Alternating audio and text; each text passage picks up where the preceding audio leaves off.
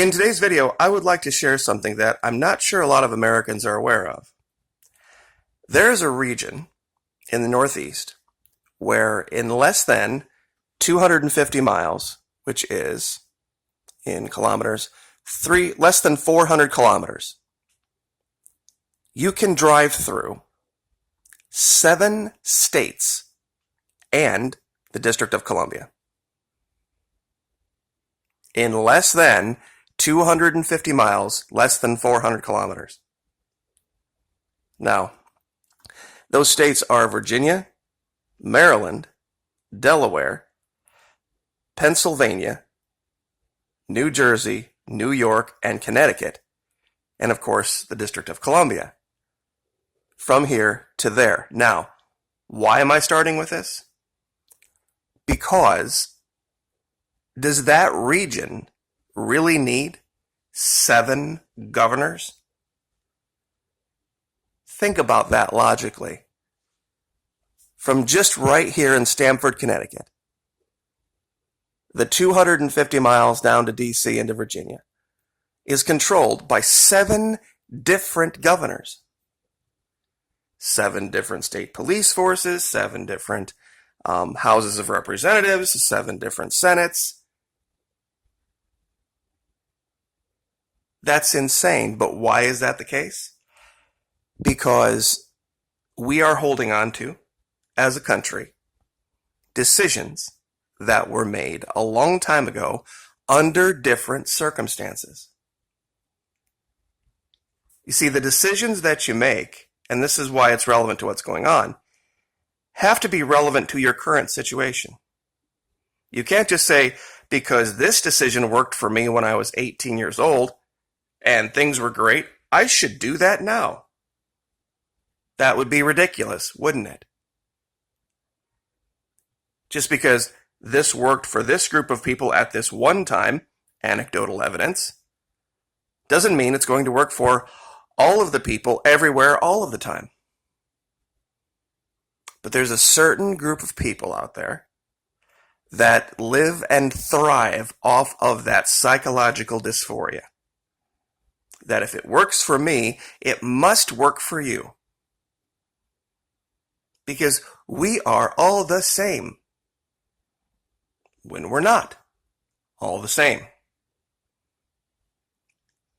Last video, or the one before that, I was talking about the governor of Michigan and the psychological dysphoria that is impacting her decisions. The things she went through when she was young is now clouding her judgment.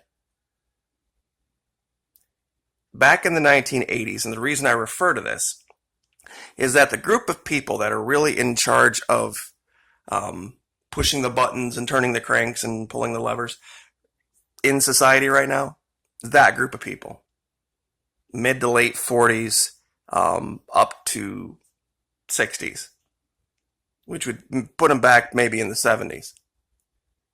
But that's the group of people. Now, the things we go through when we are young, the choices we make, have a great deal to do with where we go and how we turn out. It's not that if you start badly, you're going to end up badly. But what I wanted to, and I tried to do this in 2 videos and it just didn't work. The governor of New York initially had it right. Remember when this first started and he said, I'm going to waive all the fees to the parks, all the fees to the places where New Yorkers can go out and get some fresh air and get some exercise? See, there's a group of people that was offensive to. Highly offensive to. And I remember them from the 80s. I remember them quite well. They were the ones that studied English and journalism and political science because they didn't like the 80s because it had something going on that didn't agree with their psychological dysphoria. There was a fitness craze going on in the 80s. And either you were part of it or you were not. And those who were not part of it resented those who were. That's why they dreamed up, they said that we were just so fixated on our physical appearance. There was more to it than that. being in shape and working out and exercising is biblical, number one. And number two, it's very good for your mental state and long-term health. So what's happened in the last 30 to 40 years has been very strange. There are people that have been trying to get the results of just working out and taking care of yourself without actually having to work out or take care of yourself. It's about choices. They're trying to find choices that don't exist. Or they're trying to dream up ways of redefining what healthy is. And now we are seeing the ridiculousness of that in social distancing, in we have to shut down this beach bar, but we leave the grocery store open. It's a psychological dysphoria amongst a certain group of people who are in charge. They were the types that studied journalism, English, political science, all that. They didn't like back then. In fact, they were very derisive and attacked those that worked out, stayed in shape, and valued that. This guy is a great role model. He came from about as bad a start as you could ever imagine. Dolph Lundgren. And he had an incredibly unfair set of situations and circumstances that confronted him. But he overcame it. Everybody remembers him from the Rocky series, but the man's also a graduate of MIT. If you can heal yourself, you can heal others. Try saying that in, the company of modern day journalists. If you can heal yourself, you can heal others. Or talk to them about the health and psychological benefits of hitting the weights, or exercising, or eating right. You see, there's a certain group of people that think everything has to come from a doctor. All health equals doctors. And people are like, wait a minute, hold on. How did we just jump from there to Miami Vice? You see, in the 80s, health didn't mean skinny. Just about every guy out there knows exactly what this is from. It's from Miami Vice, the very end of the opening credits. Do you know something strange here? Neither one of these girls are skinny. Neither one of these girls would probably even get hired today. Would they? You see, back in the 80s, healthy meant something very different for both men and women. Your body's made to run, to walk, to trek long distances and carry things, work in a forest and hunt animals. You have to keep it alive to function. And there's a way of doing it. It's just going about your day, getting up early, eating right, getting a good start. That's why I always talk about hot, fluffy pancakes, trying to get people to get up early and have a good breakfast. You would be amazed how that would change your life. Most Americans' lives. You can eat all the hot, fluffy pancakes you want. If you get up at 6 a.m. and make them, and don't go back to bed, and then go about your day. Get some exercise in, socialize, get fresh air, get sunshine. See, this was the 80s. The 80s was about being athletic, about exercise, about enjoying life. With the threat of nuclear war hanging over our heads, we didn't know if it was going to be the last day we could go to the beach. I'm sorry if this offends some, but I don't do it to just create views only. I do it to inform, because there's people that are trying to get the effect without going through the thing you need to do to get there. They want the result.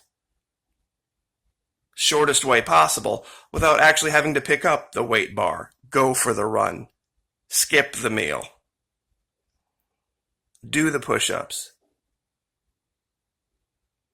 Take the time out of your day to value exercising, and taking care of yourself. Do you know why this girl looks normal here? This is Paula Abdul, 1985. She was a dancer and a choreographer. Looked so much better, not just because she was younger, because this was before she started abusing substances. See this guy? Do you know why Reggie Bush looks like Reggie Bush, even today, without being in the NFL? Because of the choices Reggie Bush makes in his life every single day. It's not magic, it's not rocket science, it's not genetics. It's about choices. It's just that simple. The people of the Northeast don't need 7 governors. They could choose to redraw those lines to have things make sense, but they don't, because they're stuck in old ways of thinking. They're stuck in ways of thinking that are clouded by psychological dysphorias that make no sense. You know why she was here wearing this shirt that said healthy? Because she was at the time. Another dancer that thought, gosh, if there's just another way without actually having to go for the run or do the aerobics or maybe choose a salad instead of a burger, or maybe find another way to feel good instead of some type of other substance. I was going to talk about Marcus Allen, one of the greatest running backs ever was. Wasn't very big, wasn't very strong. We have choices we can make every day in our life. Choices that can make us work. Choices that can make us not. Choices that can harm us, make us better. This thing that we're facing can be beaten. And it can be beaten just by being healthy. It's that simple. And boy, I tell you what, you tell these people at CNN or Fox or any of these other people that are trying to control the rest of this country, boy, they will shut you up real quick. They'll attempt to anyway. Try telling somebody exercise is their solution these days. That's why I use Nicole Arbor. But, that went over like a lead balloon. Which is exactly what she said. Make the right, healthy choice for your life, and you will live longer. And you will be healthier. And yeah, you can beat a coronavirus with a strong, healthy immune system, proper diet, and exercise. For you ladies out there, I have tried to mix up the imagery so that you didn't think it was so one-sided. I've mentioned before that I have 2 daughters of my own that are in their 20s. One can run circles around me. She's a 10K and marathon runner, and I have another one that's a tennis player that it's not even close. I don't think I can get a single point off of her. And they're in their 20s. And there's no shame in their game, so to speak. Shame is a personal choice. If you're ashamed of how you look or what you've become, you can fix it. You can absolutely fix it. Making poor choices, being ashamed of yourself, and then covering yourself up in layers because of that is not modesty. That's dishonesty. And all of the medical conditions that you've created by being lazy, by making poor choices, and thinking, well, I'll rather do this than exercise, or I'll rather do that than exercise. All that has consequences. And I'm sorry if this has made people uncomfortable, but that's just part of life. In this little area, this little 236-mile area, they have 7 different people in control. From Jacksonville to Miami is over 300 miles, and we have 1 person in control. So if you have a choice right now, where would you rather live? Where would you rather live? Florida or in one of these 7 states. If I wanted to do the equivalent distance from Jacksonville to Miami up here, you could probably do, let's see, Virginia, Maryland, Delaware, Pennsylvania, New Jersey, New York, Connecticut. Could probably get you all the way to Massachusetts. It could be 8 states and DC. See, this all needs to be redrawn. And we need to grow as a country. It doesn't mean we're not a country anymore. This is why states' rights is so important. And governing ourselves regionally. There's a compact out there now, the Washington, Oregon, California agreement that they have about how they're going to reopen and do all this. And I'm sure down here in the South, looking at it, none of it would apply to us. And people looking on the outside looking in might say, well, that's dumb, and that's dumb. The idea is right, though. We should all be applauding this idea of California, Oregon, and Washington accepting reality and saying, you know what? We are inexorably tied together here on the Pacific Coast. We have to start working together in a different way and exclude DC from the discussion. Because they're 2,400 miles away and they have nothing to do with this. This is our business, not theirs. California, Oregon, and Washington, at least to my knowledge, has not put up a giant wall that has kept people in. That means if you don't like it, you can go to Nevada. You can go to Utah. You can come all the way to Florida. We'd love to have you. We would love to have you. And speaking of which, I'm going to use the last 22 minutes, 2 minutes, to talk about what a solution could have been. There's been this argument back and forth between the governor of New York and our former governor, Rick Scott, about them bailing us out or us bailing them out, or, you know, how we do things versus how they do things. You know,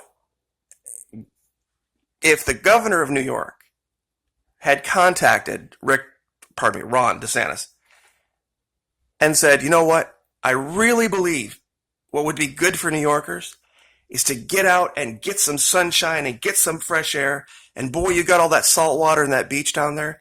Is there some way we can start moving some people down into that region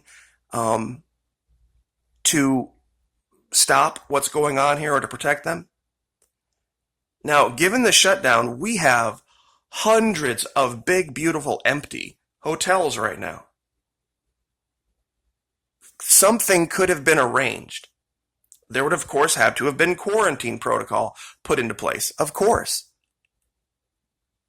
But if there had been this agreement to bring them down here, put them up in hotels, and of course, like I said, quarantine them away from native Floridians for a while, and get them out on the beach, and get them some sunshine, and get them some exercise in a coordinated way. Florida wouldn't have had a problem with that. We'd have loved it. We could have been the biggest healing state in the whole union. Come on down. It's in the 80s. It's sunny and we got fresh air, and we'll make you a pina colada or a margarita or whatever your frosty beverage of choice is. Relax. Work on that immune system. Recharge the batteries. Don't sit up there in your high-rise apartment buildings creating a critical mass of virus to the point where everybody's infected, and then have everybody just jet to all the 4 corners of our country, creating this mass infection nightmare. But people would have had to have let go of their preconceived notions about healthy. Sitting at home in the apartment was not healthy. It's not now, nor was it then, back in the 80s. That's why I put these two videos together. Healthy was about understanding the nature of the human condition. That when our bodies are, you can never achieve an aesthetic goal. You can never achieve a goal saying, I want to look like ABC, and here's what I'm going to do it. The reason Reggie Bush looks like Reggie Bush, Dolph Lundgren looks like Dolph Lundgren, and the girls from Miami Vice looked like the girls from Miami Vice was because they trained their bodies to do a certain thing, not to look a certain way. Tennis players look like tennis players, and runners look like runners, and footballers look like footballers, only based on the demands they're putting on their body. So there's no right exercise or wrong exercise. There's just a lack of, and those who value it. I personally believe this entire thing could have been completely avoided had this country put a value on the thing that Nicole Arbour was talking about. A value on physical exercise and physical prowess and being the best person you can be. But instead, we put a value on the psychological dysphorias of the journalists and the incels and the introverts and the people who thought healthy was sitting inside out of the sun and not getting hot and sweaty for any reason at all. See, those are the values. And that's, strangely, when you look at Chinese culture, that's their values too. They're not a big workout group of people. They're a society of extremes. So, anyway, that's what I wanted this video to be about. There are solutions. There can be solutions. We can't hold on to the past. We have to look forward. And we have to take the things that work and bring them to the forefront and take the things that don't work, regardless of who's for them, and get rid of them. So, anyway, spoke my piece. I'll leave it there. Like, share, subscribe, and we will see you next time.